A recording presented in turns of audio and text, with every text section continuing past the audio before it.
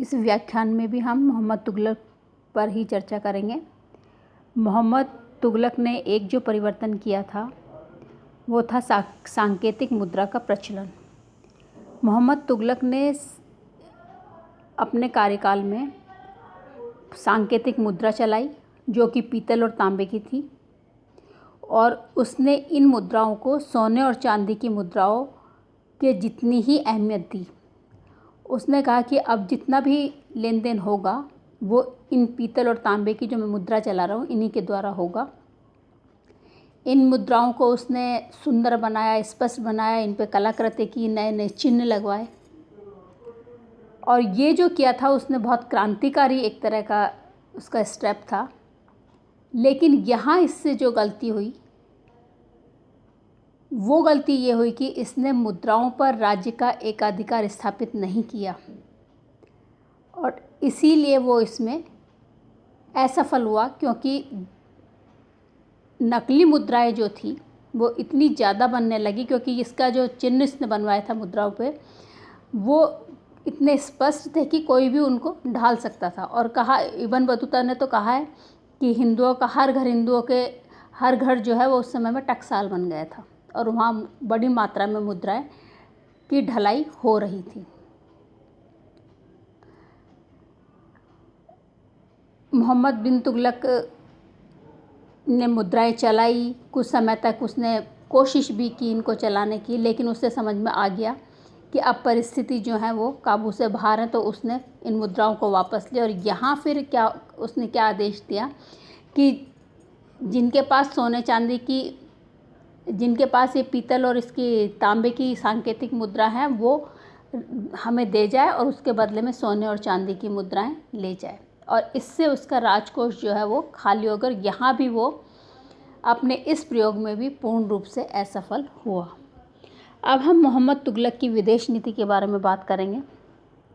मोहम्मद तुगलक एक महत्वाकांक्षी शासक था, और वो भी अलाउद्दीन खिलजी की तरह भारत के बाहर भी अपने साम्राज्य की स्थापना करना चाहता था। और इसी नीति के अंतर्गत उसने अपने प्रारंभिक दिनों में खुरासान विजय की योजना बनाई। खुरासान में इस समय अबू सईद शासक था।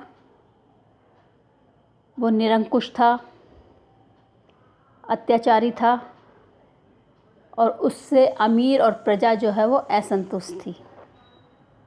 इसी समय में अबू सईद जो है इसके समय में क्या करता है, उसका जो मुख्य संरक्षक होता है चौगान, उसकी कन्या से विवाह करना चाहता है, और वो चौगान की हत्या कर लेता है। और यहाँ अमीर जो हैं वो उसके विरुद्ध हो जाते हैं। हालांकि वो इस विद्रोह को दमाने की कोशिश करता है, लेकिन अमीर आ जाते हैं मोहम्मद तुगलक के पास। वो मोहम्मद तुगलक से हस्तक्षेप की मांग करते हैं, मोहम्मद तुगलक से को खुरासान पर आक्रमण करने के लिए आमंत्रित करते हैं। मोहम्मद तुगलक इस आमंत्रण को स्वीकार करता है। 3,70,000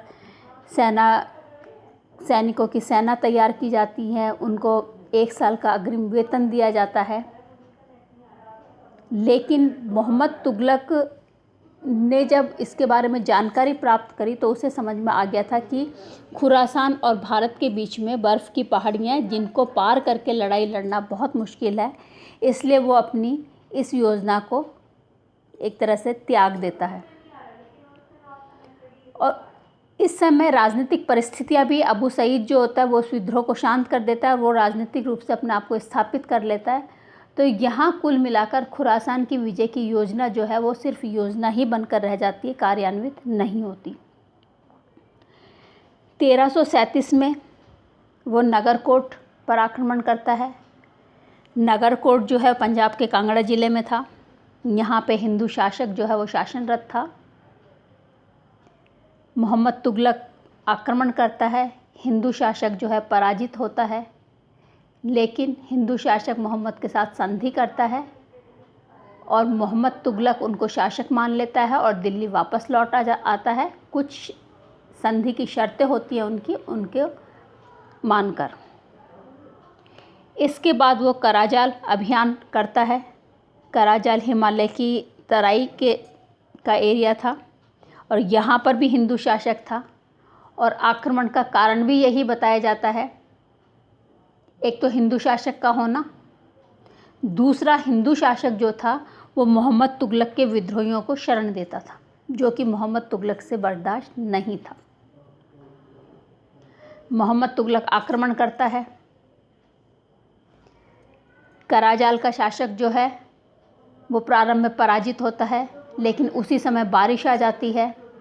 मोहम्मद तुगलक को भी समझ में आ जाता है कि अब जो है वो लड़ाई लड़नी मुश्किल है। उधर हिंदू शासक जो है कराजाल का, वो भी संधि करना चाहता है और इन दोनों के बीच में संधि होती है। और यहाँ भी संधि के फलस्वरूप कराजाल जो है वो हिंदू शासक को एक तरह से दे दिया जाता है और इसके बदले में वो धन और आवश्यकता को सामान लेकर आ जाता है। अगला जो उसका अभियान था वो राजस्थान। अब राजस्थान में उसने अभियान किया या नहीं किया ये एक विवाद का विषय है, लेकिन कर्नल टॉड ओझा ये कहते हैं कि मेवाड़ में उसने आक्रमण किया। यहाँ पर हमीर शासनरत था और हमीर जो है उसने मोहम्मद तुगलक को परास्त किया और मोहम्मद तुगलक वापस आ गया। कुछ इतिहासकार तो ये भी कहते हैं कि हमीर ने मोहम्मद तुगलक को बंदी बना लिया। मोहम्मद तुगलक ने संधि करी और अजमेर, रणथंभौर और नागौर का क्षेत्र जो है वो हमीर को उसने दिया।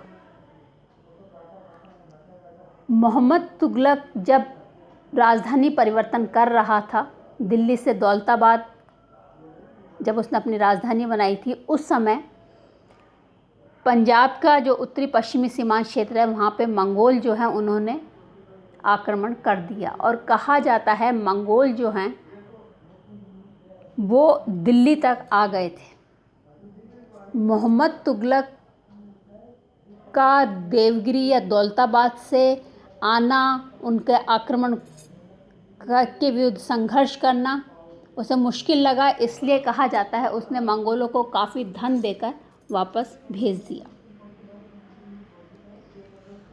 मोहम्मद तुगलक के चीन से संबंध। जब कराजाल अभियान पर था मोहम्मद तुगलक, तो उसने कराजाल में काफ़ी बौद्ध मंदिर जो हैं उनको ध्वस्त किया था। और 1341 में तोगन तिमूर नामक शासक चीन पर शासनरत था। उसने मोहम्मद तुगलक से परमिशन मांगी थी कि मैं उन मंदिरों को पुनः एक तरह से बनवाना चाहता हूँ, उनकी मरम्मत करवाना चाहता हूँ। कहा जाता है मोहम्मद तुगलक के और चीन के संबंध जो हैं वो मैत्रीपूर्ण थे। न केवल उसने मंदिरों के पुनः मरम्मत की अनुमति दी थी, अपितु उसने 1342 में इब्न बतूता को भी अपना दूत बनाकर चीन भेजा था।